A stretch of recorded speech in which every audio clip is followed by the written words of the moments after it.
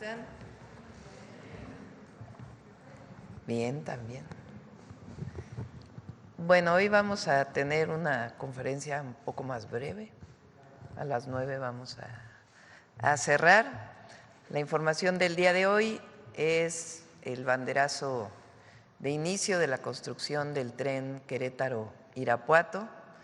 Se van a conectar mis compañeros Jesús Esteva, Andrés Layuz y la gobernadora de Guanajuato y el gobernador de Querétaro. Entonces, a ver si podemos hacer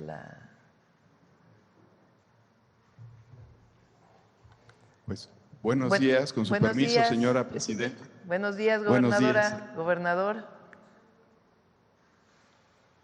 Pues con su permiso, señora presidenta, buenos días a todas y a todos. El día de hoy estamos en Apaseo del Grande, Guanajuato, para dar este banderazo de inicio de trabajos al cuarto tramo que se está construyendo.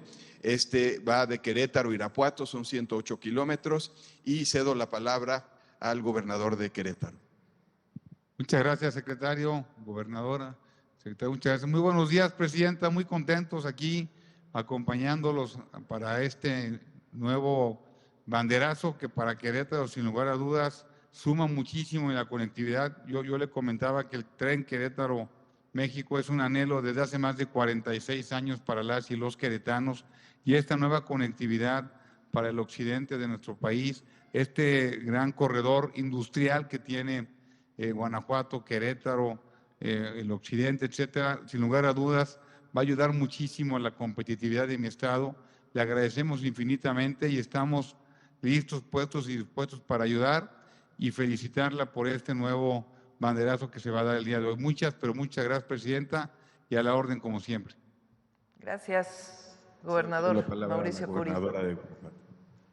Muchísimas gracias, presidenta. Muy buenos días. Te saludamos desde la antigua estación de trenes aquí en Apaseo el Grande, Guanajuato. Estamos muy contentos de arrancar esta etapa que nos va a permitir generar movilidad entre nuestros municipios. Vamos a conectar a las personas que viven en nuestro estado, por supuesto con otros estados vecinos. Me siento muy emocionada de que este proyecto sea una realidad.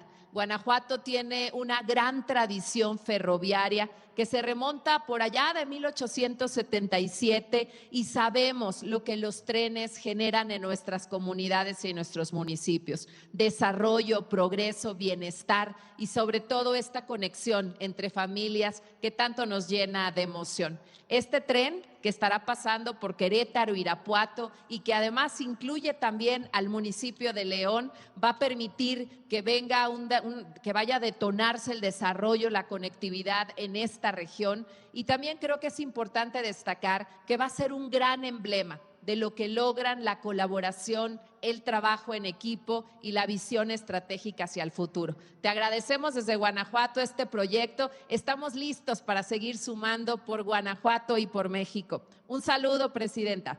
Muchas gracias, Livia, gobernadora. Adelante, Jesús.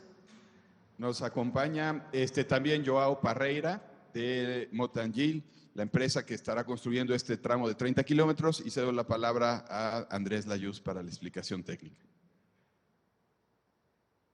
Muy buenos días, con su permiso, presidenta. Voy a recordar brevemente cuáles son las características del servicio que se va a dar en este tramo que va de Querétaro hasta Irapuato y que estamos empezando ahora en los primeros 30 kilómetros. Vamos a tener vías dedicadas de pasajeros, en este caso es una doble vía de pasajeros con velocidades máximas de entre 160 y 200 kilómetros por hora y estaciones principales y secundarias. En el mapa se alcanza a ver que tenemos justamente una de las estaciones secundarias aquí en Apaseo el Grande. El sitio donde estamos en este momento es a unos metros de donde se construirá la estación en Apaseo del Grande. Estamos en un espacio donde físicamente tenemos el derecho de vía para construir la doble vía de pasajeros. Este primer tramo es de 30.3 kilómetros, como lo decía, con dos vías. Va a tener en términos constructivos dos viaductos con soluciones específicas para, sobre todo, interactuar con la industria y con el servicio de carga ferroviaria, 9 pasos superiores vehiculares. Esto es lo que permite que las calles que hoy existen puedan cruzar la vía, porque la vía va completamente segregada, lo cual le da características de seguridad, operación y velocidad de un servicio de pasajeros que puede llegar hasta 200 kilómetros por hora. Aquí en este tramo tendremos la construcción, ya lo decía, del paradero de Paseo del Grande. Nuestro cálculo es que son más o menos 2 millones de personas beneficiadas en total, con una demanda estimada entre estas estaciones, específicamente de Paseo del Grande, con el recorrido hasta la Ciudad de México, de al menos al día 30,000 personas. Se van a generar 1,518 empleos directos y 8,255 empleos indirectos. Como le decía, tenemos en este tramo 2 viaductos ferroviarios. Van a estar en la zona industrial de Obrajuelo y en Apaseo El Alto. Estos viaductos se construyen para quedar por arriba de la vía de carga existente, un poco como está trazado. Aquí tenemos el tipo de viaducto que tendremos. En algunos casos son con columnas, en algunos casos es con una zona que es como pérgolas. Y esto permite que no se afecte ni la operación del servicio de carga existente, ni la autopista 45D, que es la autopista que conecta Querétaro con Celaya e Irapuato incluso. También está considerado que tendremos 15 estructuras, de las cuales la mayoría son, ya lo decía, son puentes ferroviarios y también obras de drenaje. Tendremos una vía doble con las características de circulación de velocidad alta para pasajeros, y también están consideradas todas las condiciones hidrológicas de la zona. Parte de los estudios que se han estado haciendo a lo largo del tiempo tiene que ver con los estudios hidrológicos para saber cuál es la afectación que pudiera haber en caso de que hubiera lluvias extremas. Como saben, la vía es dedicada, y esto quiere decir que, y tenemos en el dibujo aquí, las vías de carga, tenemos en este caso, en estos tramos de una vía de carga, pero también tramos largos con 2 vías de carga, precisamente porque es una zona industrial muy activa la que hay en Guanajuato saliendo de Querétaro. Adyacente a esas 2 vías de carga vamos a tener las 2 vías de pasajero, que tendrán su propio terraplén. Esto implica que para construir este terraplén será un movimiento de tierras de alrededor de 2 millones de metros cúbicos en estos primeros 30,3 kilómetros. Vale la pena recordar que este recorrido que estamos marcando ahorita con el inicio de obra de 30 kilómetros que conecta a Querétaro con Apaseo el Grande es el inicio de un recorrido hasta Irapuato. Quiere decir que también tendremos más adelante, en el siguiente tramo que está en proceso de licitación, una estación en Celaya, una estación en Cortázar, una estación en Salamanca y la estación de Irapuato, que también es el inicio del recorrido hacia el occidente del país, hacia Guadalajara. Muchas gracias.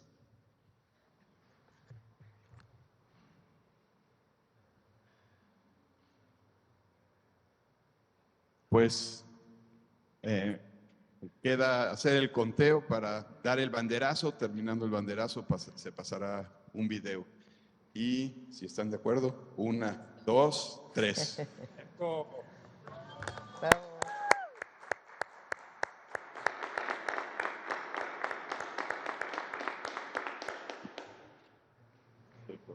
Muchas gracias. Hasta luego. Buen día. No sé si ya escucharon que vamos a construir un tren México-Querétaro. Ya se licitó Querétaro-Irapuato e hicimos los estudios y tomamos la decisión de que el tren llegue también a León, Guanajuato.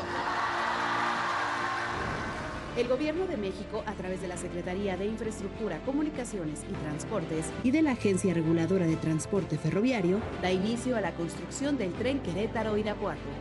Con una ruta moderna y sustentable, el tren conectará el centro y el norte del país, esto con el objetivo de recuperar y modernizar los trenes para pasajeros. El tren Querétaro-Irapuato tendrá 4 estaciones y 2 terminales: Querétaro, Apaseo el Grande, Celaya, Villagrán Cortázar, Salamanca e Irapuato. Pues es una opción para poder dar mayor viabilidad a lo que es el tránsito hacia esta zona. Es una vía alterna que se puede hacer para poder llegar aquí al estado de Querétaro, y bueno, creo que es una buena opción turística. Te recorta tiempos para poder tocar varios puntos o visitar varios puntos. Es una opción segura y ahorita creo que México tiene la infraestructura para poder hacer este proyecto. El tramo de 107.8 kilómetros se ha dividido en 4 frentes de construcción. Con estos trabajos, la Cuarta Transformación avanza y transforma la vida del pueblo de México. Secretaría de Infraestructura, Comunicaciones y Transportes. Gobierno de México. Andrés, si todavía están por ahí conectados, a ver si nos puedes platicar las estaciones de Querétaro a Irapuato, por favor. Sí, por supuesto. Entonces, tenemos la de a Paseo el Grande, que es lo que comentaba, es una de las estaciones secundarias. Estamos aquí a unos metros. No sé si en la imagen se vio, pero aquí atrás tenemos la maquinaria que ya está trabajando, haciendo perforaciones para las calas que se hacen de los estudios de geotecnia. Y a un lado, literalmente en donde estamos, está ya designado el predio donde tendremos una estación, y esa estación también tendrá algunas medidas de integración urbana. Se ven incluso que hay unas canchas de fútbol. Después tenemos en el centro de Celaya. Celaya es una ciudad que históricamente ha estado cruzada por el tren. El tren, digamos, sí ha tenido, ya lo decía la gobernadora, un papel histórico muy importante en Celaya. Durante la Revolución fue un centro ferroviario importantísimo. Hace una semana empezó a operar el libramiento ferroviario de carga de Celaya. Esto quiere decir que el tren de carga que originalmente pasaba por el centro de Celaya ya no está pasando por el centro de Celaya. Por esa razón, el tren de pasajeros sí podrá pasar por el centro de Celaya y tendrá su estación donde estaba la antigua terminal de Celaya. Después, la siguiente estación es la de Cortázar Villagrán, queda literalmente entre las dos localidades, realmente muy cerca, y les permite un acceso sencillo a las poblaciones. Y ya después, la siguiente estación es en la zona norte de Salamanca. Digo la zona norte de Salamanca porque físicamente es la norte, pero del centro de Salamanca estamos hablando de que es una caminata de alrededor de 20-25 minutos, sigue siendo dentro de la zona urbana. Y la última estación de este tramo es en Irapuato, también en donde está la antigua estación de Irapuato. Este último tramo no vamos sobre el derecho de vía ferroviario, sino que vamos sobre el derecho de vía carretero de la 45D, pero al llegar a Irapuato volvemos a entrar al derecho de vía ferroviario para ya poder entrar a la ciudad. Esta es una estación, las estaciones de Celaya y la estación de Irapuato son estaciones más grandes que la estación que estamos pensando para Cortázar, a Paseo y Salamanca, porque son lugares que tienen más demanda. Muy bien. Gracias, Andrés. Gracias a todos. Buen día, gobernadores. Gracias, Gobernadora, presidenta. gobernador. Bueno, esta es la presentación del día de hoy. Hay que recordar que es con la Cuarta Transformación que se recuperan, renacen, reviven los trenes de pasajeros. No hay que olvidar que México durante decenas de años construyó vías para trenes de pasajeros y en unos cuantos años el neoliberalismo acabó con ellos. Zedillo, hablando de Zedillo, fue quien privatizó los trenes de pasajeros, los trenes de carga y de pasajeros. La idea es que iban a renacer los trenes de pasajeros. Se quedaron los trenes de carga concesionados principalmente a 2 empresas y los trenes de pasajeros desaparecieron. El único que quedó fue el turístico de Chihuahua a Sinaloa, el Chepe. Con el presidente López Obrador se construyen más de 1,500 kilómetros de trenes de pasajeros, el Tren Maya, el interoceánico, que es de carga y de pasajeros, y nosotros tenemos el objetivo de construir el México Nuevo Laredo y México Nogales. Vamos avanzando ya, México Querétaro, México Nuevo Laredo, México Nogales, México Pachuca. El AIFA, México AIFA se inaugura este diciembre, Pachuca y Querétaro en el 2027 y los siguientes tramos se van a ir desarrollando. El próximo año hay un presupuesto importante para trenes también, para continuar estos trenes. Y sobre la vía de carga del México-Veracruz, estamos trabajando para que pueda haber también una corrida de trenes de pasajeros, de tal manera que quede conectado nuevamente todo el país con los trenes de pasajeros. Esto nunca hubiera ocurrido si no llega un cambio al país. No olvidemos que Zedillo privatizó los ferrocarriles y después se fue a trabajar, cuando acabó el gobierno, como asesor de una de las empresas, Kansas, que hoy fue vendida a una empresa de Canadá. Pero no olvidemos que Zedillo, después de privatizar, se fue a trabajar a una de las empresas a las cuales le regaló el tren de las vías de tren, la concesión de las vías de tren. Bueno, este es el renacimiento, sigue el renacimiento del tren de pasajeros. Vamos a las preguntas. Vamos por acá, a ver, vamos acá primero. Muy buenos días, Presidenta. Rocío Jardines, de W Radio y Teleurban. Preguntarle en primera situación su opinión acerca de este amparo que se ha difundido, que interpusieron a favor de Andrés Manuel López Beltrán y también Gonzalo López Beltrán, los hijos del expresidente Andrés Manuel López Obrador, se dice por este caso de huachicoleo fiscal. Hay quienes dicen que pudieron no haber sido ellos los que solicitaran No, ellos este dicen amparo. que no fueron ellos, no hay quienes dicen. Ellos, Andrés Manuel López Beltrán sacó ayer una carta, no es hay quien dice. Sí, ya Presidenta. desmintieron que ellos presentaron los amparos. ¿Cuál es su opinión? ¿Por qué se habría presentado esta figura a su favor junto con otras 14 personas? Y lo hizo, bueno, el abogado que es conocido también por defender a Caro Quintero. Bueno, hay un Francisco abogado Rodríguez. que ya dijo que él no presentó nada. Es parte de la campaña de calumnias, así de sencillo. ¿Cómo es posible? Imagínense esto, que no sé quién, pero tiene que saberse quién, porque tiene que saberse quién puso estos amparos y por qué. ¿Cómo es posible que a los hijos del presidente López Obrador alguien a su nombre ponga amparos en distintos lugares del país? ¿Con qué motivo? Evidentemente la calumnia, desacreditar. Es sencillamente parte de una campaña política, en contra de nuestro movimiento, del presidente López Obrador, de sus hijos.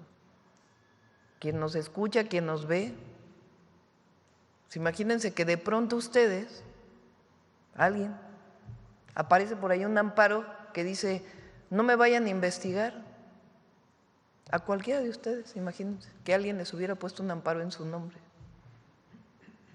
¿Cuál sería el objetivo? Pues desprestigiarlos, ¿no? Entonces es parte de esta campaña, vean hoy todos los comentócratas, todos. Lo mismo, pero lo mismo. Todos dicen lo mismo. ¿Quién se los dicta? Habría que ver, porque se los dictan. ¿Cómo es que todos dicen lo mismo? Entonces, evidentemente, primero ya salió Andrés Manuel López Beltrán a decir es falso, absolutamente falso, que se hayan puesto estos amparos por parte de él o de su hermano, o de sus hermanos. Y segundo, hay un abogado que ya dijo, usaron mi nombre, usurparon mi nombre para poner el amparo. Entonces, ¿qué sentido tendría poner los amparos? Desacreditar, calumniar. ¿Sería necesario, Presidente, que ellos presenten algún tipo de queja o busquen que se haga esta investigación que usted dice? No, pues ya contestaron. O sea, lo que es importante es para todos nosotros, todo el pueblo de México. ¿Cómo es posible que alguien, quién sabe quién, ampare a otra persona, a su nombre, usando sus nombres. Y después se filtra a los medios y a las redes, casualmente, de inmediato. ¿No? Se pone el amparo y al minuto ya está en las redes. Y al minuto ya está en Reforma, ya está en el Universal. ¿No les parece extraño? Por eso mi pregunta es si debería ser investigado esto a través de alguna queja, denuncia por parte de ellos. No, sí se tiene que saber quién puso esos amparos, porque tiene un sentido de desprestigiar y de calumniar a unas personas, y tiene un sentido de dañar al presidente López Obrador y a lo que representa nuestro movimiento. Evidente. Bueno, son demasiado burdos, burdísimos. Entonces, afortunadamente, pues muy rápido ellos contestaron, o Andrés Manuel López Beltrán contestó. Inmediato, sí. Presidenta, también saber si usted pudiera darnos información de la que le hayan transmitido también sobre esta expulsión de Hernán Bermúdez de Paraguay. Ya está por llegar o ya llegó a nuestro país, a Chiapas, si no me equivoco. Bueno, se dice que fue el propio secretario de Seguridad Pública, Omar García Harfuch, quien fue por él a Paraguay y por eso no estuvo en las celebraciones junto a usted en estos días patrios. No, es falso. Es falso. ¿Qué información le dieron acerca de esta expulsión de Hernán Bermúdez? Fue parte de esta solicitud que hizo el gobierno, desde luego. Sí, ya no hizo falta el juicio de extradición, porque esta persona entró de manera ilegal a Paraguay y cometió una serie de delitos en Paraguay. Entonces las autoridades paraguayas decidieron expulsarlo. Entonces hay un avión de la Fiscalía General de la República que en este momento está en Colombia y en algún momento pues ya partirá para México, para que lleve su juicio aquí. Gracias, presidente. Y el día de ayer, por último, ya se hizo esta lectura en el Senado de la República, confirmando que llega el proyecto de la presidencia en materia de juicio de amparo. Inmediatamente se anunció que el presidente de la Comisión de Justicia llamó a hacer un parlamento abierto para poder tener las voces de todos los expertos, además de legisladores. Su opinión al respecto, porque la oposición, bueno, pues ya dice que es un riesgo, que no va a haber como tal un parlamento abierto como ha sido en otros temas, sino que podría hacerse, incluso dijo Manuel Añor, el senador priista, que podría ser un traje a la medida para el gobierno federal. Muchas gracias, presidenta. A ver si por ahí puedes poner la reforma al Poder Judicial, la Constitución. La reforma constitucional al Poder Judicial que fue publicada el 15 de septiembre de 2024, hace 1 año y 2 días. La reforma al Poder Judicial no solamente establece que los jueces, las y los jueces, las y los magistrados y las y los ministros deben ser elegidos por voto popular, sino que también establece una serie de acciones para hacer más expedita la justicia, que no haya estos juicios de 25 años para poder resolver un problema o una denuncia. Viene desde la Constitución. Entonces, para poder cumplir lo que dice la Constitución, se tienen que modificar una serie de leyes. Mañana van a venir el ministro Saldívar y Ernestina Godoy a explicarlo. Se tienen que modificar una serie de leyes. Entre otras leyes está el juicio de amparo, porque se establece ahí, por ejemplo, que son 6 meses para un juicio mercantil. Pero vamos más abajo.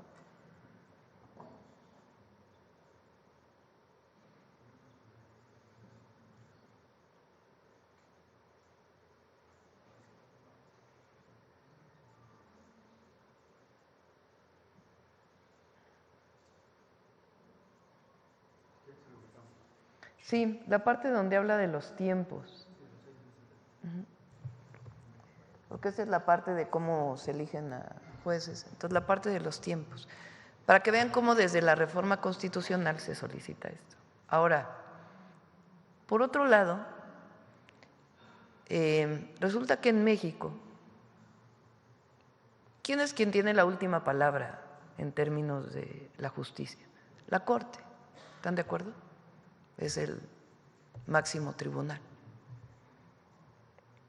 Bueno, en México, incluso aunque la Corte haga una resolución, puede haber amparo frente a la ejecución de la resolución. Eso prácticamente en ningún país del mundo. Ayer les pedía a Ernestina, le pedí a Ernestina que pudiera presentar en qué otros países hay eso. O sea, aquí se pueden amparar frente a la ejecución de una resolución ya de la Corte. Cualquiera, cualquier caso. Y entonces no hay en realidad la aplicación de la justicia, porque otra vez entran al proceso interminable. Entonces, el amparo que da tal cual lo establece la Constitución es algo muy importante en nuestras leyes, es la defensa del ciudadano y es fundamental que exista la defensa del ciudadano frente a un acto de autoridad. Es indispensable. Lo que es muy importante es que la justicia pues pueda ser expedita, no lleve tanto tiempo y que tampoco se abuse de esta figura. Entonces, eso tiene objetivo, ese es el objetivo de las 4 leyes que se presentaron. Y el juicio y la ley de amparo está en esa perspectiva. Pues ya que lo decida el Congreso, no voy a entrar en ese proceso. Que la gente sepa que está resguardada su derecho frente a un acto de autoridad, pero que es importante que no se abuse del amparo frente a la resolución ya del máximo tribunal, que es la Corte. Va en ese sentido. A ver si encuentran la parte de los tiempos de la aplicación de la justicia. Adelante. Gracias, presidenta. Mariana Madrid, de Canal 13 Alba Visión. Retomando el tema de Hernán Bermúdez, preguntarle si tiene conocimiento de por qué se dio este cambio de ruta en el vuelo, por qué se dio esta escala en Colombia y presuntamente pues por qué se cambiaría el aeropuerto al que va a estar llegando. No tengo los detalles, más bien es un asunto técnico del propio vuelo. No tiene nada que ver pues con un asunto jurídico, sino más bien pues el vuelo, carga de gasolina, no sé exactamente, pero no tiene que ver con un asunto de la propia fiscalía. Entonces, ya que informe el gabinete de seguridad. Okay, muchas gracias. En otro tema, ayer se detuvo a unos delincuentes al interior de la refinería Dos Bocas, presuntamente pues estaban haciendo robo de combustible. Saber si se está aplicando alguna estrategia en específico para prevenir el robo de combustible al interior de las refinerías, porque la Secretaría de Seguridad pues dijo que no es la primera vez que se da una situación de este tipo. Va a venir ya la próxima semana Luz Helena González. La Secretaría de Energía, ya lo he platicado en la mañanera varias veces, se está haciendo un esquema administrativo que ya está listo, incluso las pipas tienen que tener ya una identificación a partir de un QR, para que podamos tener, se llama la trazabilidad, es decir, ¿de dónde sale la gasolina? La gasolina que cargamos en una estación de servicio, ¿de dónde viene? Durante muchísimos años, hasta la reforma del 2013 de Peña Nieto, el único que podía importar gasolinas era Pemex o producir gasolinas, es Pemex. En este momento el único que puede producir gasolinas es Pemex, pero importar gasolinas lo pueden importar también privados. Eso no ha cambiado. Entonces, ¿cómo llega la gasolina a una estación, a una gasolinera? pues viene por pipa. Entonces viene por pipa, la pipa viene… Cuando era solo Pemex, pues venían solo pipas de Pemex. Ahora que ya los privados pueden distribuir gasolina, pues vienen también por pipas privadas. Eso en el 2013 y eso no cambió con las reformas que hicimos. Hasta ahora no había un mecanismo, que eso sí viene del cambio a la ley, que nos pudiera informar esa pipa que llega a descargar a una gasolinera, ¿de dónde viene ese combustible? ¿Cuál es la trazabilidad? ¿Cuándo se importó? ¿Quién lo importó? ¿Dónde se almacena? De ahí del almacén, ¿cómo llega a la gasolinera? O en el caso de Pemex, que tiene más controles, porque es una sola empresa, la refinería de dónde sale o el lugar en donde se importa a partir de Pemex y dónde se almacena y de ahí cómo llega a la gasolinera. En este momento ya la norma ya establece que tiene que haber trazabilidad. Tenemos que saber exactamente cuándo se importó, cómo se importó, quién lo importó. Si encontramos una pipa en la carretera, la puede parar un guardia nacional o algún servidor público de alguna de las instituciones como ASEA, por ejemplo, o la propia Secretaría de Energía, de dónde vienes y tiene que tener su trazabilidad. Ah, pues aquí viene de este almacén, que este almacén a su vez se surtió de este… Eso no existía en la ley hasta ahora que pudimos cambiar la Constitución y las leyes, que permite pues generar esta regulación de la trazabilidad del combustible. En el caso de Pemex, además, se están poniendo más controles también a la salida de las refinerías. Entonces, eso junto con los puertos y las aduanas, pues nos está dando mucho más control de cómo llega el combustible a las gasolineras. ¿Y tendrán una cifra de pues cuánto representan las pérdidas por este delito?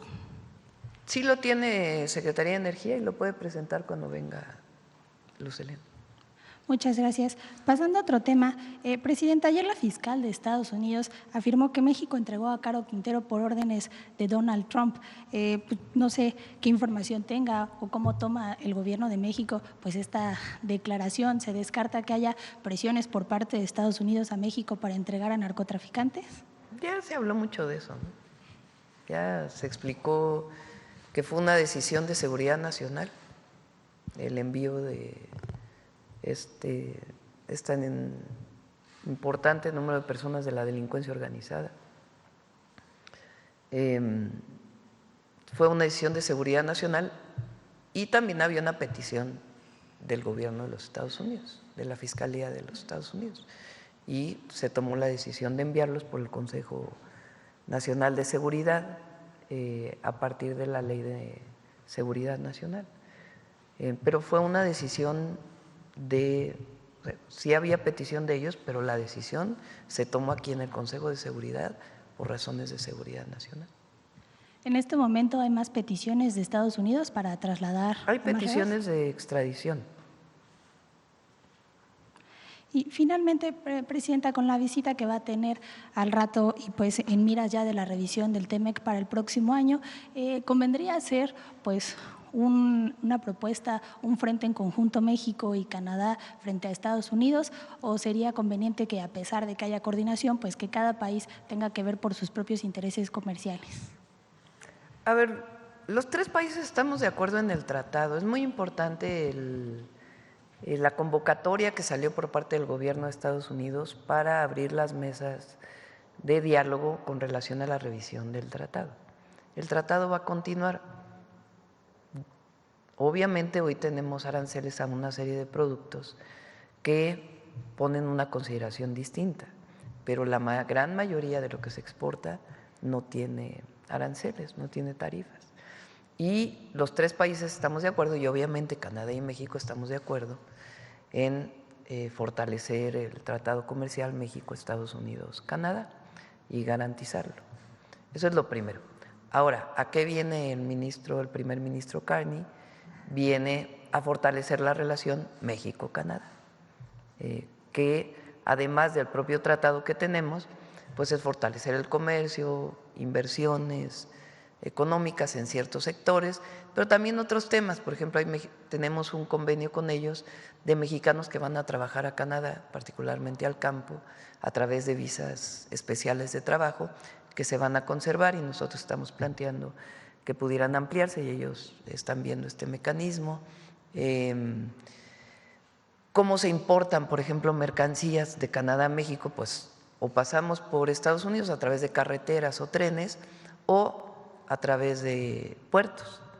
Entonces, la idea es fortalecer el comercio a través de los puertos entre Canadá y México en los dos océanos.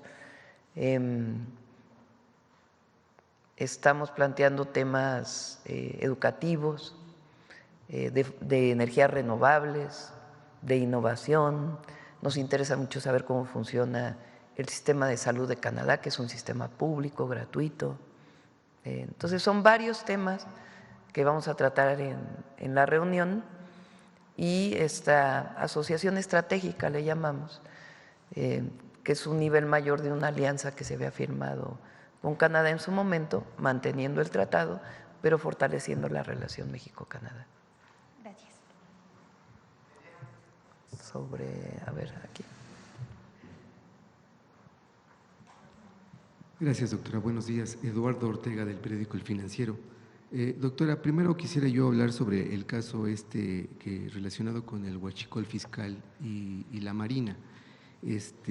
Primero me gustaría preguntarle que usted sepa si los hijos del expresidente Andrés Manuel López Obrador están mencionados en el expediente de este caso en la Fiscalía General de la República. No. ¿Es así? No. No están mencionados. No. Por otra parte, si este es un caso que usted haya platicado con el secretario de Estado de Estados Unidos, Marco Rubio, ahora que estuvo aquí en México, si este fue un tema que usted abordó con él. En el acuerdo que tenemos, en este entendimiento, viene el tema de combatir conjuntamente el tráfico ilegal de combustible. Pero en particular sobre algún tema específico, no. Porque hay quien dice que esta acción que se lleva a cabo en este caso es por presión de Estados Unidos, ¿es así? Falso. A ver, vamos a explicarlo nuevamente. En marzo de este año, Aduanas toma conocimiento de un buque que llega a Tampico, proveniente de Estados Unidos. El permiso con el que quiere entrar a descargar el contenido del buque es un permiso temporal de una sustancia química, de naftas.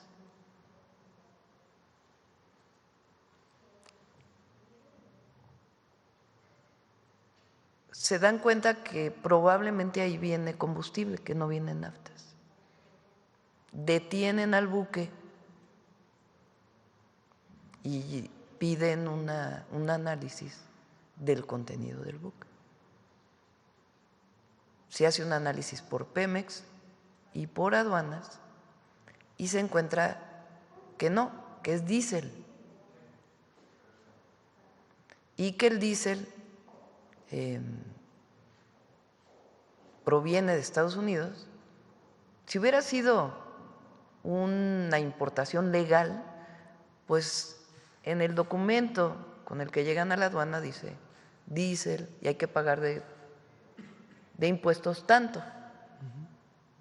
¿Por qué se le llama contrabando? Porque como quieren pasar otra sustancia, gato por liebre, como se dice comúnmente, entonces no pagan impuestos. Y como dicen que es una importación temporal, pues no se paga IVA ni siquiera. Entonces se dan cuenta que es diésel. Y algunos tanques que ya habían cargado, pues se les da seguimiento y se encuentra que llegan a una bodega y de ahí inician las investigaciones de qué empresas están involucradas, cómo fue que sale de Estados Unidos, quiénes participaron en el pedimento de este tanque o de este buque tanque de combustible. Ahí inicia la investigación. Y ahí viene entonces, por parte de la Fiscalía General de la República, de la propia Marina, una investigación donde se dan cuenta pues que hay algunos elementos de la Marina involucrados y hay empresarios involucrados, y la investigación continúa a partir de un buque que llegó en marzo de este año. Doctora, se encontró también, que se ha hecho público, una serie de carros tanque que venían en ferrocarril, que también tenían permisos que no correspondían a lo que en realidad estaba en los tanques. Y ahí también inicia una investigación. Y a partir de ahí viene toda la investigación. Doctora, pero le quiero preguntar, es que en la conferencia anterior en materia de seguridad, el fiscal Alejandro Hertz dijo que la investigación había empezado hace 2 años, cuando el propio exsecretario de la Marina, Rafael Ojeda, había denunciado a sus propios sobrinos. Sí, probablemente, eso lo tiene que explicar el fiscal, no soy la fiscalía, pues se juntan las investigaciones, eso ocurre normalmente en las fiscalías. Si se abre una investigación por contrabando de combustible o huachicol fiscal, como le quieran llamar, pues ¿qué hace la fiscalía? Saca las otras investigaciones que ya tenía, que a lo mejor no tenían suficientes pruebas, y junta las investigaciones, y a partir de ahí pues viene las detenciones y otras detenciones que tienen que venir hacia adelante, y encuentran la participación de elementos de Marina y de empresarios, Claro. que son los que se estaban beneficiando de pues de esta venta ilegal de combustible. Claro. Doctora, me gustaría preguntarle respecto a este amparo que alguien presentó a favor de Andrés Manuel López Beltrán. Hay quien dice que él, el hijo del expresidente, renunció al amparo, pero mediante la carta pública, que no lo ha hecho legalmente, por lo que pues renuncia mediáticamente al amparo, pero la cobertura jurídica sigue.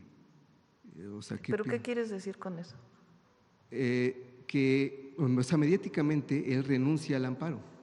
O sea, él dice, yo no lo presenté, alguien más lo presentó. Sin embargo, o sea que jurídicamente en el expediente no lo ha hecho. O sea, ¿pero entonces qué le pregunto… ¿qué conlleva tu pregunta? Preguntarle qué piensa de eso. O sea, pues tendrá que también hacerse por la vía legal. Y a estos jueces notificar. Pero fíjense ahora el trabajo que tienen que hacer ellos. O sea, ahora ellos tienen que ir a decir, no, mire, fíjese que yo no presenté el amparo, por favor, retírelo. Ah, pues ahí está. Ah, mira, aquí hay abogados, ¿verdad? Ah, no tiene firmas. Ya. Porque bueno, al final lo que entiendo… A ver, vamos a ponerlo otra vez, porque no tenía yo conocimiento de esta parte. Aquí hay una compañera que ayer dijo que era abogada. Bueno, ¿no trae firmas?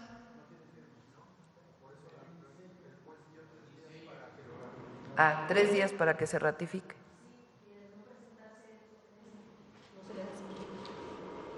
Ya, entonces no tienen que ir a cada juzgado. Claro.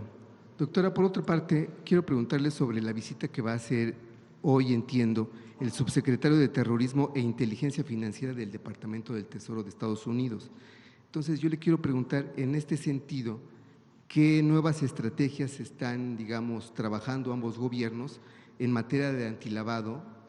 Y bueno, después de que el gobierno de Estados Unidos declaró a las organizaciones del narco como terroristas. En el entendimiento que se hizo, se planteó que hubiera más colaboración en el tema de información sobre el lavado de dinero.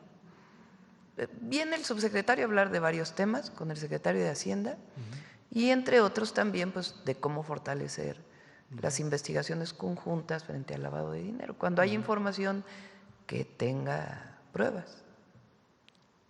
Claro. Y pero no hay, digamos, una medida específica en el cual… No, es parte pues de la colaboración que hay. Claro. Y finalmente, doctora, quiero preguntarle sobre el caso de Hernán Bermúdez. Digo, esto ya se lo he preguntado antes, le quiero reiterar la pregunta. Si usted no consideraría que Adán Augusto López Hernández debería de pedir licencia como senador. La investigación tiene que seguir su curso. Ya dijo el senador que si en algún momento requieren de su declaración, que él con gusto la va a dar. Entonces, es muy importante, se va a presentar. ¿Se va a presentar? No. ¿Cómo se va a presentar? ¿Cómo fue que este personaje, que fue secretario de Seguridad de Tabasco, digamos, se fue descomponiendo? ¿Y en qué momento se dan cuenta que primero no está cumpliendo con sus funciones y que pudiera estar vinculado con algún grupo delictivo? ¿Cómo se pide su destitución por parte del presidente López Obrador a Tabasco? Todavía no entrábamos nosotros. En el momento que hay indicios de que esta persona tiene algún vínculo y a partir de ahí él decide salir y huir. Y después pues ya viene la investigación por parte de la Fiscalía del Estado de Tabasco y la Fiscalía General de la República. Pero es muy importante que se sepa todo este proceso, porque es muy fácil para la oposición la hipocresía en acción. Ahora, ¿no?, que nunca explicaron nada de García Luna, el coordinador del PAN en el Senado, que nunca explicó por qué se fue 6 años de México y que ahora regresó con fuero y que es el principal crítico ahora, ¿no?, porque es el uso político. Entonces, se va a dar toda la información de cómo fue que esta persona empezó a involucrarse y en el momento que hubo información se pidió su destitución e investigación. Ya para entonces el senador pues ya era secretario de Gobernación, imagínense, participaba en el gabinete y se solicita la destitución por parte del secretario de Gobernación y del presidente entonces. Claro. A Merino, que estaba de gobernador, Merino lo destituye, este señor se va y inician las investigaciones. Pero esta cosa de que ahora el senador Adán Augusto tiene que renunciar hoy, tiene que a ver qué dicen las investigaciones, ¿verdad? Porque lo que no es ahora la prensa, algunos medios de la prensa, son los juzgadores. Loret de Mola ahora es el principal juzgador, cuando todavía no explica todos sus montajes o las mentiras que dice todos los días. Entonces, hay que esperar las investigaciones, como lo dicen, y ya el senador ya dijo, si necesitan en mi declaración, claro, doctora, la voy a presentar. Usted Entonces, todo esto es importante que se conozca. Nosotros no vamos a esconder a nadie, ni tampoco vamos a defender a nadie si resulta que hay pruebas que es culpable. Pero lo que no nos parece es este juicio que hacen los grandes medios de comunicación o la oposición, que ahora se erige como cuando sí, o sobre este tema, a ver cuándo ellos hicieron alguna detención. O sea, porque aquí se está actuando cuando se encuentra y hay pruebas. Por eso el secretario de Marina dijo, fuimos nosotros mismos quienes presentamos la denuncia.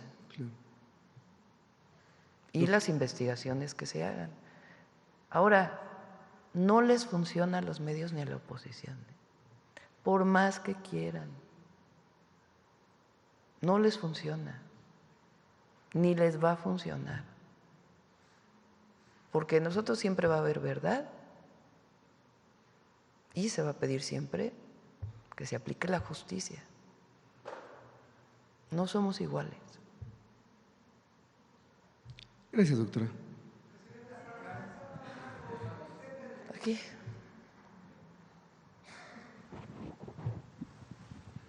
Buenos días, presidenta. César Huerta, de la revista Polemón. Presidenta, pues cambiando un poco el tema, en Polemón publicamos una investigación en la que revelamos que Luis Carlos Ugalde, el expresidente del IFE que avaló el fraude electoral del 2006, pues recibió más de 13 millones de pesos en contratos del PRI, del PAN y de los gobiernos panistas. En el PRI de Alito Moreno lo contrataron como consultor y conferencista, y el resultado pues fue la peor votación presidencial en la historia del tricolor. A ver, otra vez repítelo. En el PRI de Alito lo contrataron como consultor y conferencista. ¿Aquí? A Ugalde. Ajá. Y el resultado fue la peor votación presidencial en la historia del tricolor. En el PAN le pagaron más de 150,000 pesos por 2 charlas y casi 200,000 pesos en un organismo autónomo de Guanajuato para hablar de nearshoring, un tema pues del que obviamente no tiene nada de experiencia. En Chihuahua, el gobierno de Maru Campos le entregó más de 9 millones de pesos por una supuesta consultoría de riesgos políticos. Y pues pese a esta relación estrecha con el PRIAN, pues hoy la oposición quiere imponer a Luis Carlos Ugalde como un experto neutral en la discusión sobre la reforma electoral. ¿Qué piensa sobre esto, presidente? Pues a lo mejor podría dar una plática sobre fraudes electorales, ¿no? Sería bueno que explicara su participación y por qué el INE se negó. Que conteste esta pregunta. ¿Por qué el INE se negó a abrir todas las casillas? Cuando la gente en las calles pedía voto por voto, casilla por casilla. Entonces, él fue uno de los articuladores del fraude del 2006. Para todos los jóvenes que nos escuchan, que a lo mejor tenían 6 años en el 2006, 4 años. En el 2006, candidatos a la presidencia de la República, los principales, digamos. Andrés Manuel López Obrador, entonces no existía Morena, era por una alianza donde estaba el hoy Movimiento Ciudadano, se llamaba Convergencia. El PT y el PRD, el PAN, Calderón y PRI, Madrazo, o uno de los principales accionistas de latinos, ¿no? Conocido por haber participado en una carrera atlética, corredor que tuvo que subirse o que desapareció la mitad de la carrera y de pronto llegó a la meta. Bueno, esos eran los principales candidatos. Se viene una campaña contra Andrés Manuel López Obrador, pagada en los medios de comunicación por muchos empresarios. Andrés Manuel López Obrador, un peligro para México, con mentiras, como muchas de las de ahora. Muchas mentiras. Porque aun cuando se pedía que no se pagaran estos mensajes, entonces no era ilegal, digamos, que empresarios pagaran mensajes en contra de algún candidato en los medios.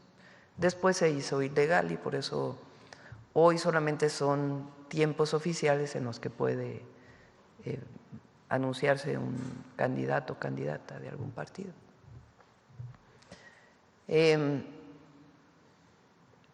Llega el día de la elección, como a la 1 de la mañana, en el famoso PREP, que es el que va dando los resultados, Andrés Manuel López Obrador va arriba y de pronto empieza a caer y cruza Felipe Calderón y entonces el PREP le da el triunfo a Felipe Calderón. Resulta que al otro día ¿qué día fue la elección en 2006? En junio, ¿no? En julio, ¿no? 2 de junio. 2 de junio. Fue en junio, era en junio entonces. Fue el 2 de julio, ¿no? Del 2006. 2 de julio. Ahora es en junio, antes era el 2 de julio. El 3 de julio, pues ya estaba Felipe Calderón arriba por 200, casi 300,000 votos. Pero había un montón de casillas que no se contaban. O sea, dejaron muchas casillas que por alguna razón no se contaron. Y ahí empieza la gente a decir, aquí hubo fraude. Viene unos días después el llamado conteo distrital y hay muchas evidencias en esos días de que hay personas que entran al lugar donde se guardaban las urnas a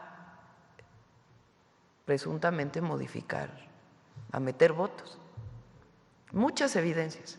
Vean la película El fraude, ahí viene, de cómo la gente empezó a cuidar los distritos electorales donde estaban las casillas guardadas y veían que entraba gente.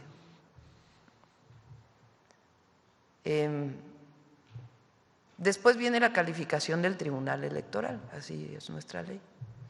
Bueno, en ese tiempo del conteo distrital a la calificación se presentan cantidad de pruebas al Tribunal Electoral. Estuve yo con un equipo muy grande revisando acta por acta y ahí nos dimos cuenta de que las actas no coincidían los datos. Entonces, por ejemplo, si había 300 boletas y uno contaba los votos por cada alianza, que entonces se votaba no por partido, sino por coalición. Si sumaba uno los votos de las coaliciones, los votos nulos y las boletas que debían de haberse, o que se anulan normalmente porque no se participó, no cuadraban los datos. Y siempre había votos de más y votos de menos. Se pide, la gente empieza a movilizarse por todo el país y de la gente surge la consigna voto por voto, casilla por casilla. Se hacen movilizaciones inmensas en el Zócalo y en todo el país, diciendo hubo fraude electoral. ¿Qué se pedía? Que se abrieran todas las casillas y se volviera a contar. Entonces el tribunal dice, bueno, vamos a abrir, creo que el 8% de las casillas, mal no me acuerdo, por ahí. Se abren las casillas, hagan de cuenta que la diferencia, no me acuerdo exactamente de los números, eran 280,000 votos entre Calderón y López Obrador. Se abre ese 8% de las casillas y se reduce la diferencia. O sea, había más votos para López Obrador que no habían sido contados. Y la gente dice, pues que se abran todas. ¿Por qué si se abre el 8% y se reduce, no se abren todas? Y el tribunal se niega a abrir todas las casillas. Y se consuma el fraude electoral el 1 de diciembre, con la entrada de Calderón. Por eso decimos Calderón es un presidente espurio, porque no ganó con el voto popular. El triunfo entonces era de López Obrador, como lo fue el triunfo en 1988 del ingeniero Cárdenas. El neoliberalismo en México, entre otras cosas, se impuso con fraudes electorales. no se nos olvide, el fraude electoral del 88. Salinas también llegó al poder sin haber sido elegido por el voto popular. Lo mismo que Calderón. Y en el 94 con un terrible magnicidio. O sea, hay que recordar la historia. Y en el 2012 con una compra de votos masiva, totalmente demostrada.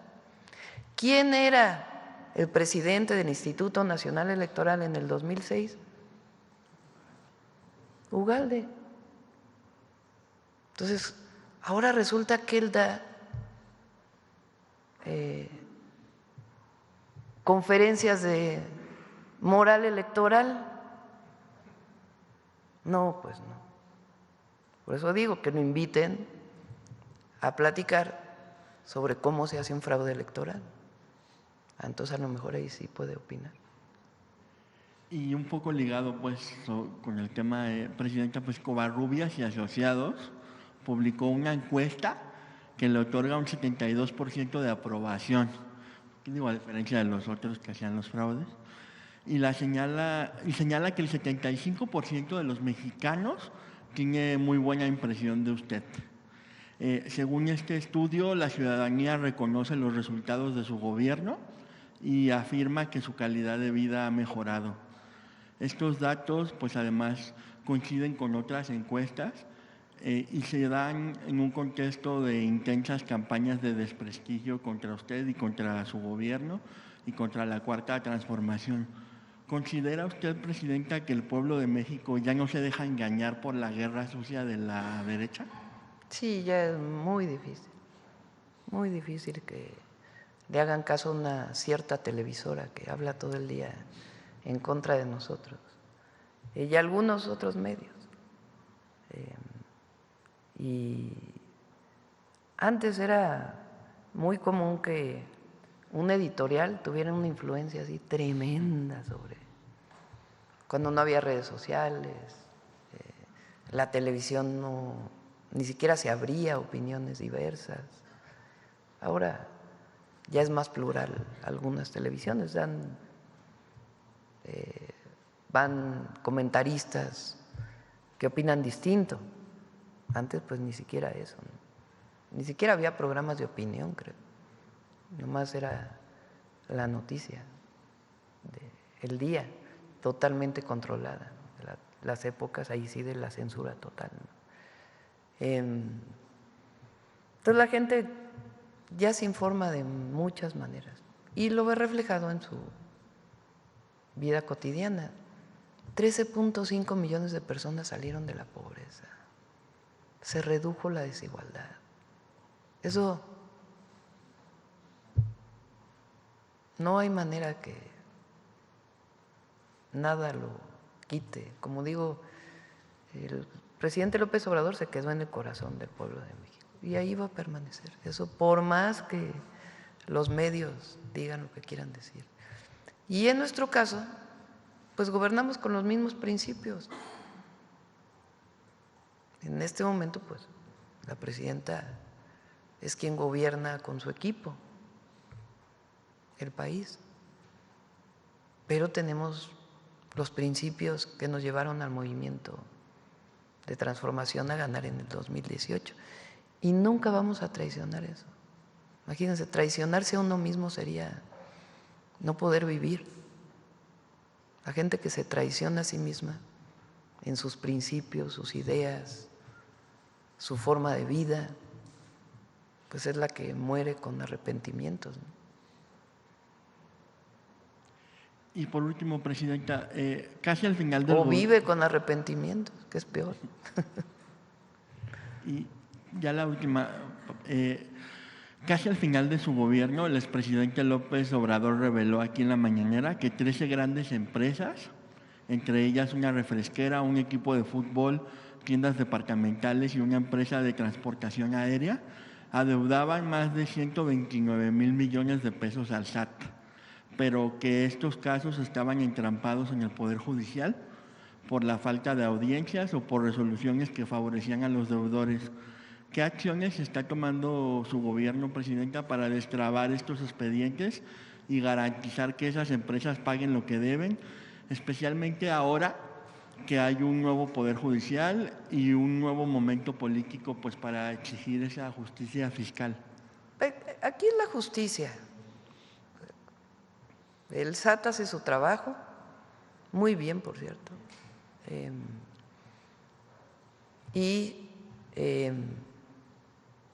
La persona moral o física pues tiene derecho a decir el SAT no tiene razón. Y hay todas las instancias jurídicas. El problema es cuando hay la protección al privilegio.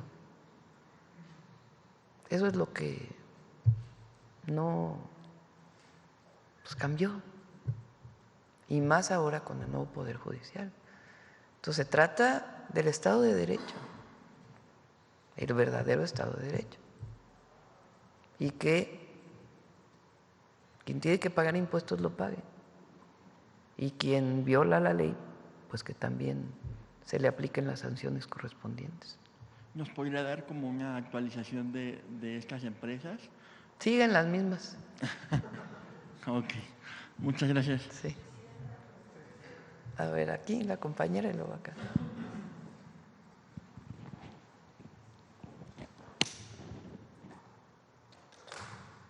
Gracias, Presidenta. Nancy Rodríguez, de Oro Sólido y de Empuje Migrante.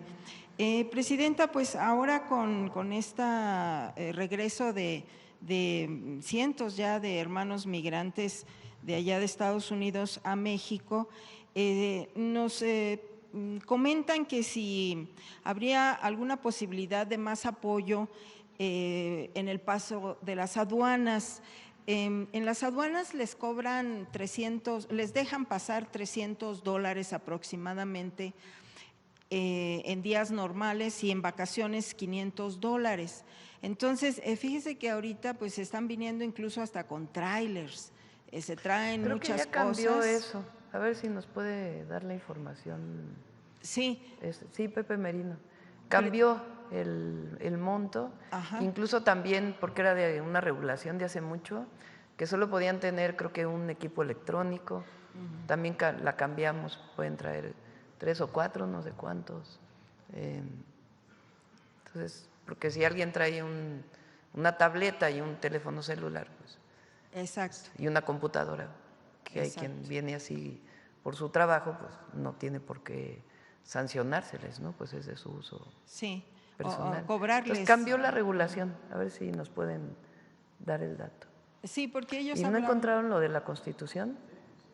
Bueno, ahorita que termine la compañera lo ponemos. Ok, y sí, porque decían que incluso un aumento temporal de $1,500 que pudieran pasar sin pagar impuestos, porque obviamente pues sus propiedades pues sí se quieren traer lo más posible. Por otra parte, Presidenta, hay trabajadoras de los consulados que me hacen llegar a algunas denuncias. Estas trabajadoras son las de limpieza. Entonces, me dicen que, bueno, la verdad les da miedo que pueda pasar con ellas porque están sobre contratos. Entonces, aquí me mandan una denuncia, dice, yo trabajo de limpieza en la residencia de los cónsules, tengo 34 años trabajando, últimamente se me ha discriminado mucho, yo entiendo que quieren que me salga por mi propia voluntad. Entonces, platicando con ella, pues obviamente me doy cuenta que es la misma situación en todos los consulados de estos contratos.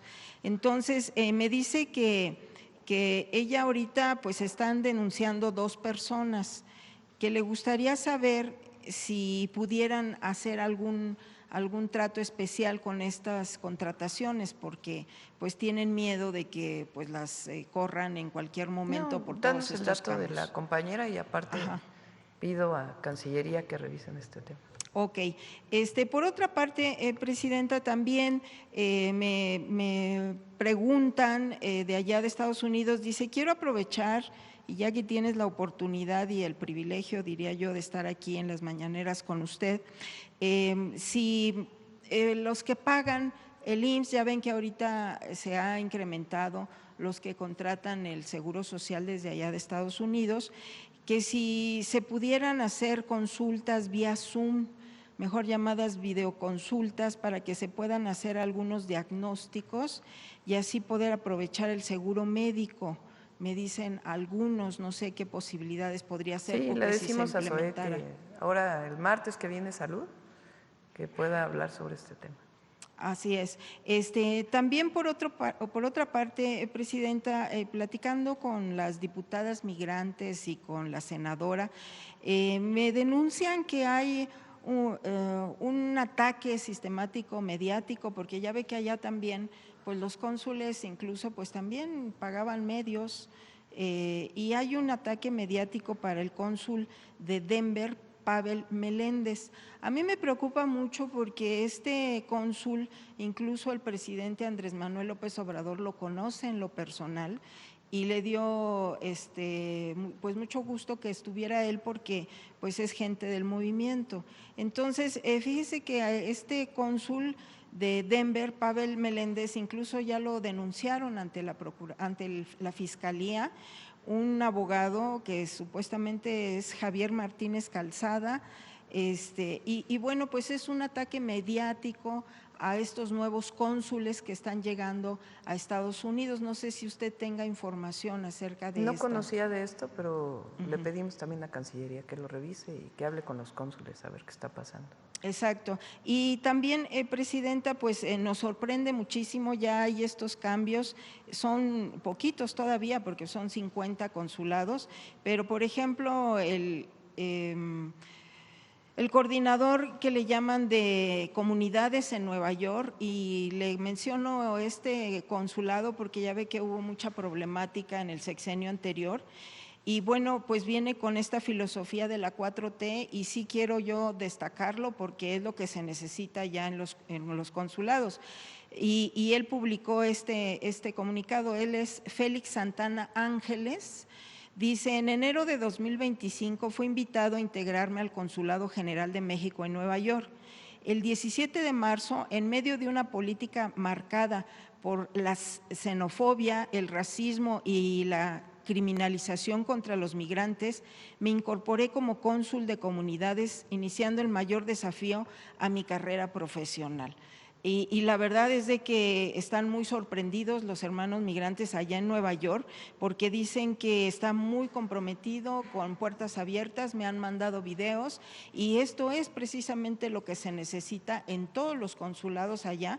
También otra novedad que me dicen que allá en el consulado de San José quedó como cónsul de comunidad una hermana migrante de pueblos originarios. Entonces, hay que reconocerle esto y bueno, preguntarle si va a seguir así el cambio con este perfil de consulados y de cónsules. La principal función de los consulados en Estados Unidos es apoyar a nuestros hermanos migrantes. Esa es su principal función. Para cualquier trámite que quieran hacer o en caso de alguna injusticia que se cometa contra ellos por parte de autoridades de los Estados Unidos. Entonces, tienen esa encomienda todos y a quienes nombramos recientemente, pues llevan en particular la encomienda. Hablé yo con ellos personalmente, tienen que hacer un día a la semana de audiencia pública, tienen que bajar a las ventanillas, tienen que hablar con la gente, tiene que cambiar pues la visión esta de que son parte de la diplomacia y están solamente en eventos sociales, a convertirse realmente en defensores de los mexicanos allá. Sí, y faltan algunos cambios. ¿Ya tiene usted programados algunos otros cambios en los? Sí, hay algunos que todavía están por terminar algunos ahora en noviembre. Entonces ahí ya nombraríamos a nuevos también. Ok, muchas gracias, Presidenta. A ver, muy rápido lo de la Constitución. ¿En qué parte está? A ver, márcale ahí con el cursor.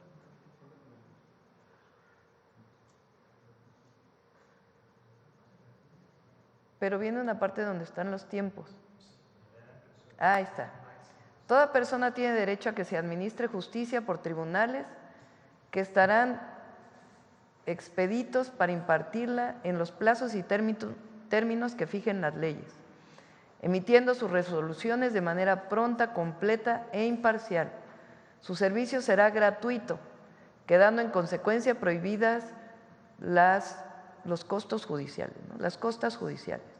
Las leyes preverán las cuantías y supuestos en materia tributaria en los cuales tanto los tribunales administrativos como las juezas y los jueces de distrito y tribunales de circuito del Poder Judicial de la Federación o en su caso la Suprema Corte de Justicia de la Nación deberán resolver en un máximo de 6 meses contados a partir del conocimiento del asunto por parte de la autoridad competente.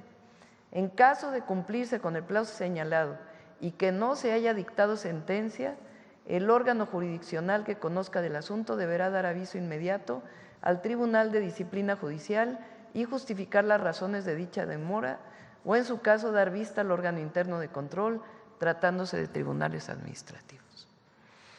Para que esto se cumpla, lo de los 6 meses, pues tienen que cambiarse muchas leyes, porque son procedimientos que estaban en otras leyes. Entonces, por eso se están cambiando 4 leyes, para que esto que ya lo dice la Constitución se cumpla. Bueno, acá y ya cerramos. Buenos días, Presidenta. Mañana. Eduardo Esquivel Ancona, Domo de Cristal. Mi primera pregunta es, ahora que tendrá la visita del primer ministro de Canadá, ¿sería posible plantearle el problema que hay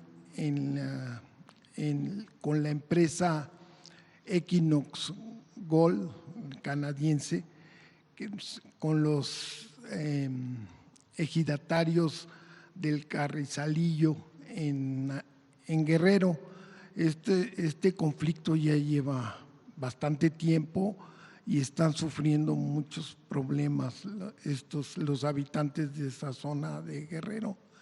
Y pues, ¿qué posibilidades habría? Porque el conflicto se ha extendido y no se ve solución. Y podría ser posible que ayudara el primer ministro de Canadá a solucionar este problema. No teníamos planteado temas en particular, se puede, si está el expediente, pues presentárselo.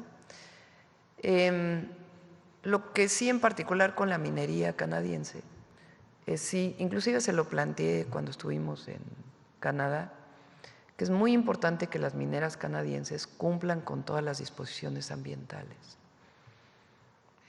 las que están operando ya en nuestro territorio. No solamente durante el proceso de extracción, sino con los cierres y la remediación que tienen que hacer. Entonces sí planteamos este tema en su momento y ahora podemos plantearlo nuevamente también, el que las empresas, así como cumplen en Canadá, pues que también cumplan en México.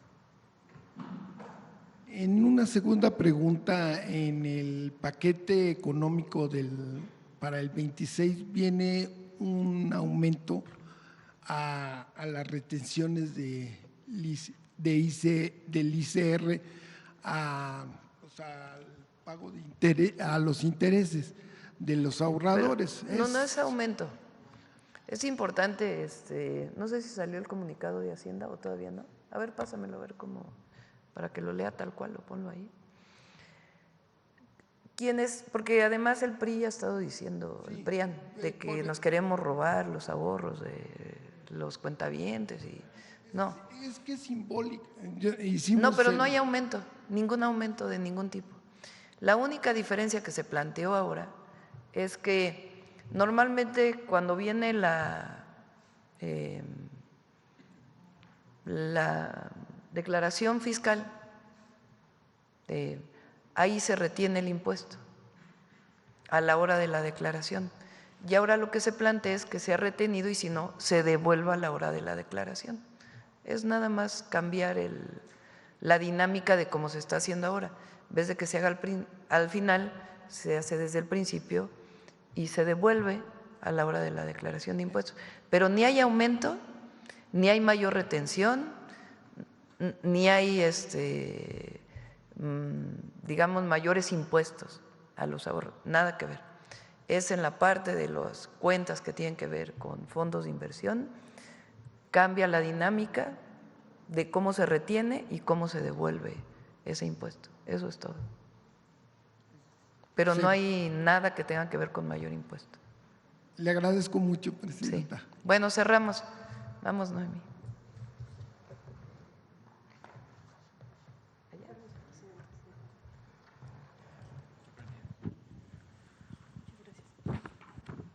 Buenos días a todas y a todos. El día de ayer, aquí en la mañanera, la presidenta hizo mención acerca de el apellido Medina o Molina de Manuela, y para iniciar presentaremos este documento de enero de 1812, donde hace referencia a la capitana María Manuela Molina. De hecho tenemos el MO de Molina ya en mayúscula, capitana en Temazcaltepec. Manuela Molina fue nombrada capitana por la Suprema Junta de Zitácuaro. Esto va a ser muy importante porque va a tener un mando de tropa en 1812. Este documento forma parte de los documentos que los realistas toman de esta batalla. Veamos también otro nombre muy interesante, doña Rafaela Aguado, madre de los Rayones. Era la madre de Ignacio López Rayón, también de otros dos hermanos que son aprendidos, y a ella le toca decidir la entrega de uno de ellos. También va a ser muy interesante cómo en estos procesos las madres también tienen un papel fundamental, así es que también está en esta lista junto con la hermana del cura del pueblo. Hay otro documento donde también nos habla de María Manuela Molina. Este es el diario, es un año después, del 8 de abril de 1813, es el diario de guerra del secretario de José María Morelos y Pavón, donde dice, ese día, está narrando día por día. Doña María Manuela Molina, india natural de Tasco, capitana titulada por la Suprema Junta, esta mujer llevada del fuego sagrado que inspira el amor de la patria. Comenzó a hacer varios servicios a la nación hasta llegar a acreditarse y levantar su compañía. Se ha hallado en 7 batallas y entusiasmada con el gran concepto que al señor general le han acarreado sus victorias, hace referencia a José María Morelos y Pavón, hizo viaje de más de 100 leguas para conocerlo, expresando después de lograrlo que ya moriría gustosa, aunque la despedazara una bomba de Acapulco.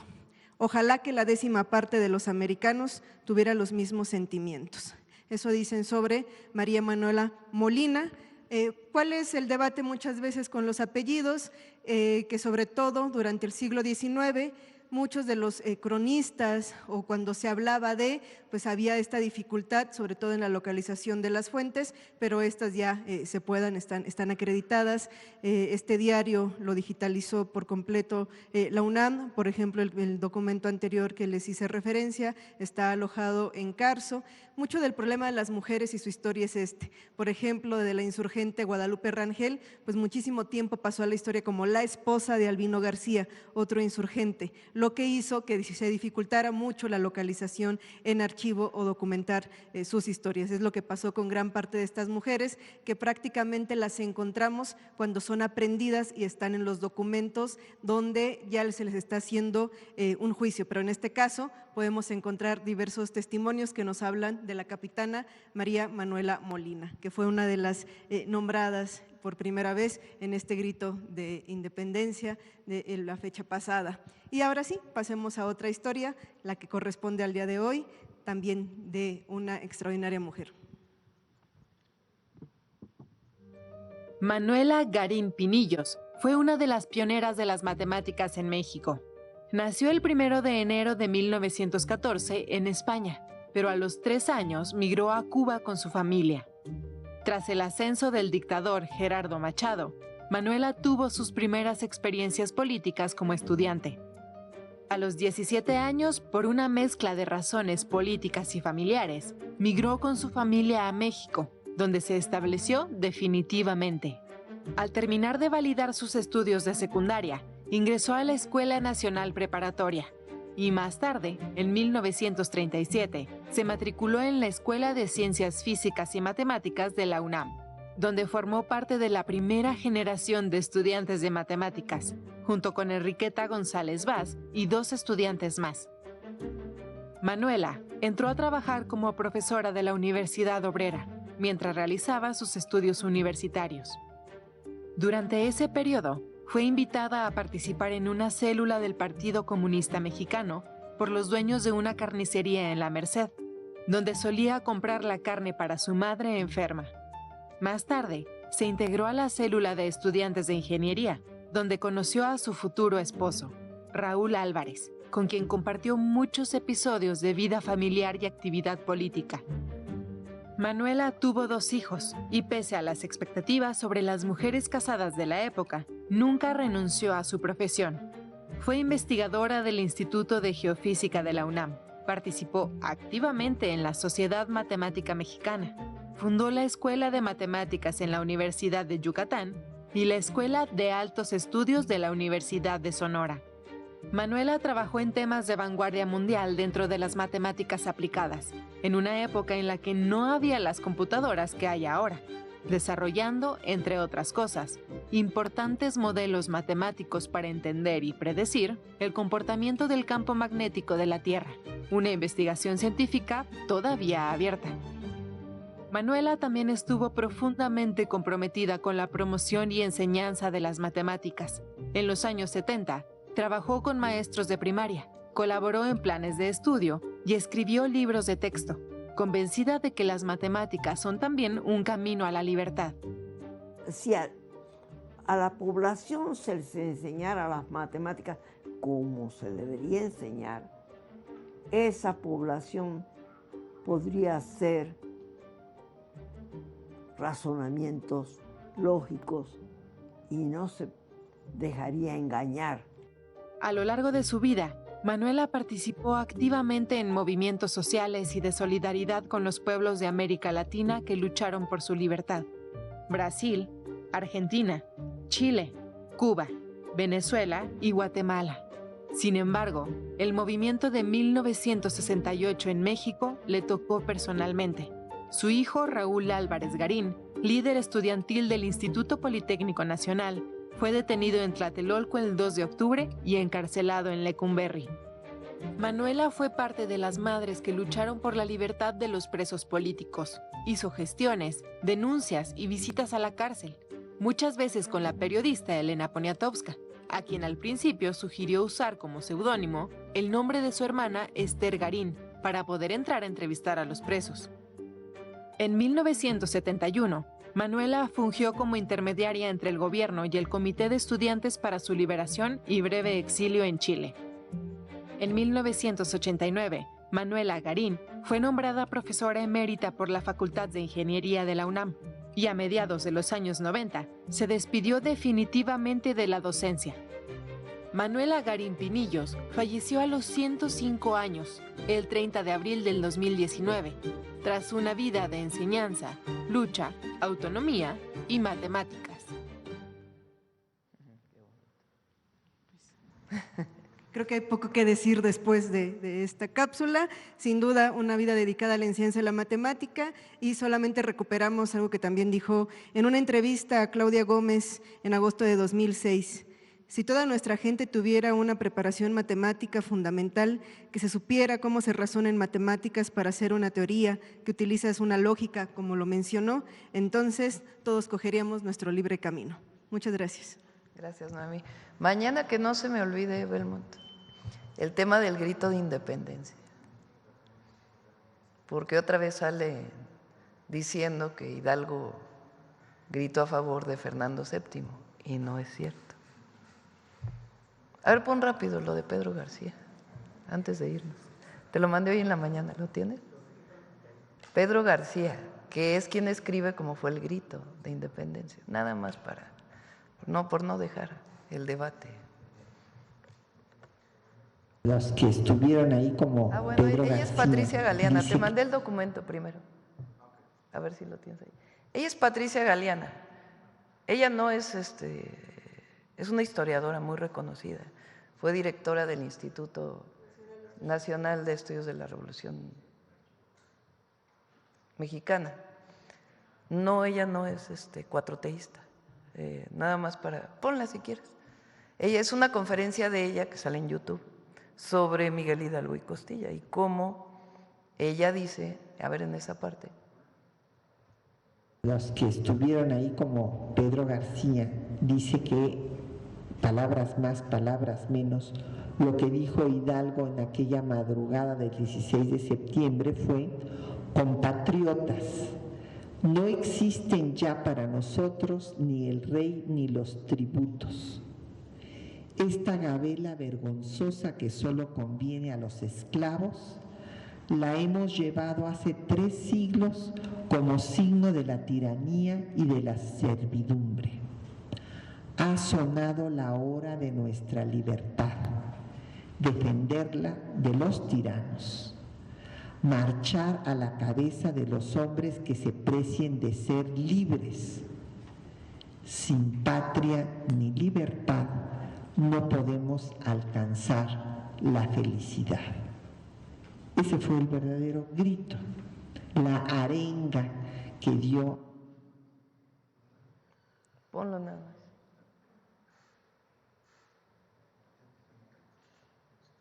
Porque dice hoy Aguilar Camín que en realidad, ¿por qué reivindicamos otra vez a Miguel Hidalgo y Costilla? Que hay que reivindicar a Iturbide.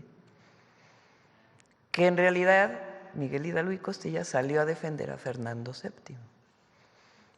Patricia Galena, historiadora de la UNAM,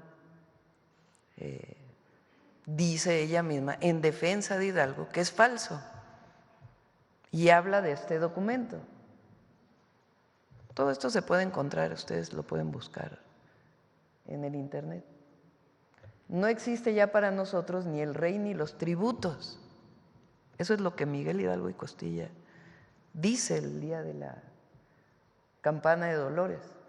Esta gabela vergonzosa que solo conviene a los esclavos, la hemos sobrellevado hace 13 siglos como signo de la tiranía y servidumbre.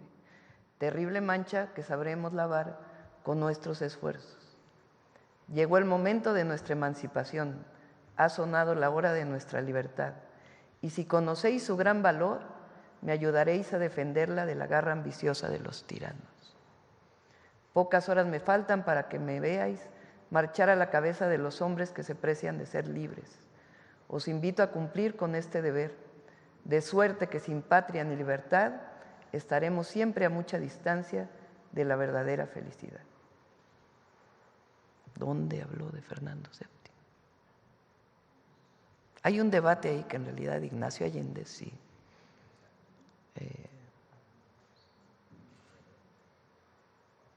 lo pensaba, pero por eso es el padre de la patria. Bueno, nos vemos mañana. Adiós.